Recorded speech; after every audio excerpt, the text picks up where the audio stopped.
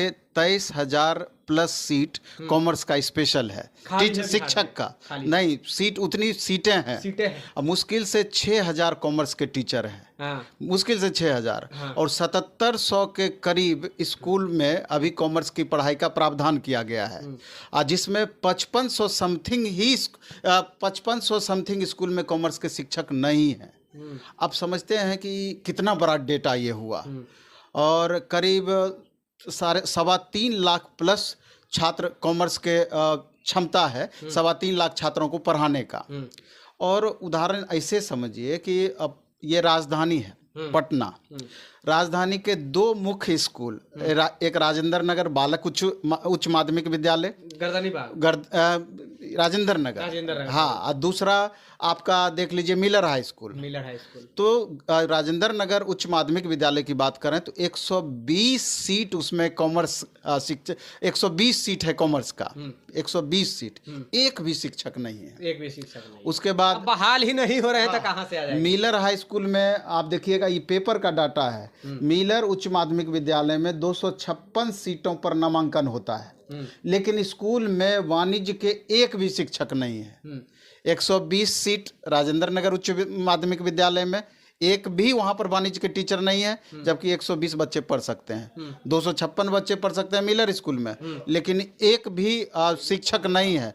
तो जब ये स्थिति पटना राजधानी का है और जगह, तो आप क्या कल्पना कर सकते हैं, आप इसको यूं समझिए। और ये डाटा बहुत इंटरेस्टिंग है, कुल मिलाकर के 23,265 शिक्षक के पद हैं, और मात्र इसमें 6,000 ही टीचर हैं। तो कितनी बड़ी संख्या में पद खाली है, तो स्वाभाविक है 7,755 स्कूल भी हैं, और जिसमें कि एकदम हेडलाइन में दिया हुआ है कि 5,643 स्कूल में टीचर हैं ही नहीं कॉमर्स के। तो अपने आप में ये बहुत बड़ा डेटा हो गया कि लगभग 70% 80% आपके स्कूल में कॉमर्स के टीचर नहीं हैं, जबकि आप कॉमर्स के बच्चों का इस बार एडमिशन ले रहे हैं, तो कैसे उनकी पढ़ाई का व्यवस्था, बिना मास्टर के कैसे पढ़ाई होगा? बाहर से आप हायर करके कितना पढ़ाइएगा, आप यूँ समझिए। अच्छा सर, बिहार सरकार शिक्षा विभाग कहती है कि गुणवत्तापूर्ण शिक्षा के लिए हम कोना से, अगर दुनिया के कोना कोना से अगर लाना पड़े तो हम लाएंगे स्टूडेंटों को, यार मास्टर बना के लाएंगे। तो फिर ये कॉमर्स में क्या योग्य शिक्षक की जरूरत नहीं है? नहीं, सरकार का तो ये दावा है कि जो रेशियो 40 स्टूडेंट पर एक शिक्षक का होना चाहिए कि TRE 3 तक में हमने वो पूरा कर लिया। सरकार का ये दावा है, सरकार का दावा। जबकि अगर कॉमर्स की अगर हम बात करें तो आप देख लीजिए, इसका पूरा सीन देख लीजिए, तो यानी कि 200:1 हो सकता है आई थिंक। नहीं, हम ये आपको बताना चाह रहे हैं कि इसका मतलब ये है कि जब सारा डेटा आपके पास है, सारी जानकारी आपके पास है, तो जानबूझकर कॉमर्स को आप इग्नोर कर रहे हैं। इसका तो साफ यही मतलब है, जानते हुए आप अनजान बनने की कोशिश कर रहे हैं। आखिर क्या जवाब है कॉमर्स के छात्रों के लिए आपका?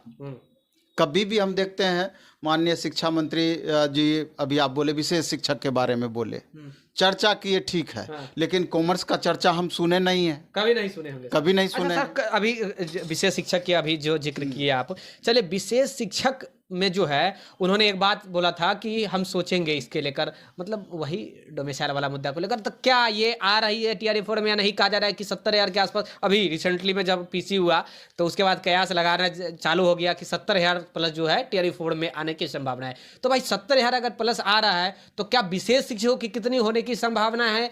क्या कॉमर्स वालों की कितनी होने की संभावना है, आर्ट्स वालों की, और उसके बाद साइंस वालों की? विशेष शिक्षक का लगभग 7900 समथिंग, लगभग 8,000 विशेष शिक्षक की बातें कही गई माननीय शिक्षा मंत्री के द्वारा। ऐसा इसलिए कही गई कि उस दिन दिवस था विशेष शिक्षक के बच्चों के लिए, तो उस दिन कोई प्रोग्राम में गए होंगे तो निश्चित रूप से अटेंशन गया होगा उस ओर, तो उस समय तो बोल दिए। लेकिन अब लगता है कि पूरे मामला ये ठंडे बस्ते में चली गई है। आप आश्चर्य आपको इस बात का होना चाहिए कि जब मुख्यमंत्री जी के ट्विटर हैंडल से ये बात बताई जाती है कि TRE 1 TRE 2 में जो वैकेंसी खाली हुई, बैकलॉग वैकेंसी 37,000 प्लस वैकेंसी की बातें लगातार उनके ट्विटर हैंडल से कही जा रही थी कि TRE 3 में ऐड किया जाएगा। और जब वो हवाई हो गई, माननीय चेयरमैन BPSC सर के द्वारा स्पष्टतया कहा गया कि ये सवाल ही नहीं पैदा होता है। तो जब उनका कोई वैल्यू नहीं है तो बाकी का क्या बात किया जाए? मतलब मुख्यमंत्री साहब के ट्विटर से कहा जाता है कि हम देंगे। कितना खराब लगता है कि एज ए शिक्षक जी। सरकार के विरोध में हमको बोलना पड़ रहा है, लेकिन ये सरकार के विरोध में बोलने वाली बात नहीं है, सरकार को जागरूक करने वाली बात है। कम से कम कथनी और करनी में समानता रहनी चाहिए। छात्रों का एकदम आपको ग्राउंड स्तर से स्थिति आपको देखनी चाहिए।